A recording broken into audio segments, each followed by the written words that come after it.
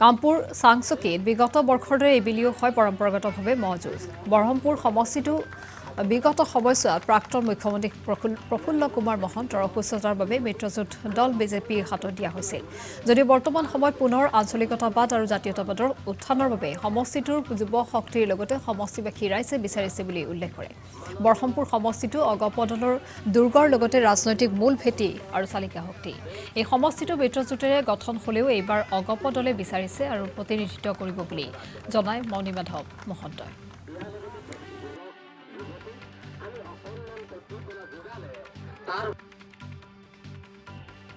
বহমপুৰ সমষ্টিটো সঁচাই বিনন্দীয়া।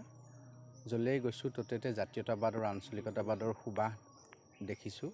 মানুহৰ মাজত উদ্যম দেখিছোঁ, মানুহৰ মাজত উৎসাহ দেখিছোঁ আৰু মানুহে ৰাইজে ভাবিছে যে এই সমষ্টিটো পুনৰ জাতীয়তাবাদৰ পৃষ্ঠভূমি যিহেতু আছিলে, জাতীয়তাবাদ আৰু আঞ্চলিকতাবাদৰ পৃষ্ঠভূমি আছিল আৰু এনেধৰণেই গাঁৱে ভূঞে আৰু ৰাজহুৱা অনুষ্ঠানত গৈ ৰাইজক লগ পাওঁতে এইটো কথা গম পাইছোঁ যে প্ৰত্যেকৰে হৃদয়ত জাতীয়তাবাদটোত এটা স্থিতি লৈ আছে।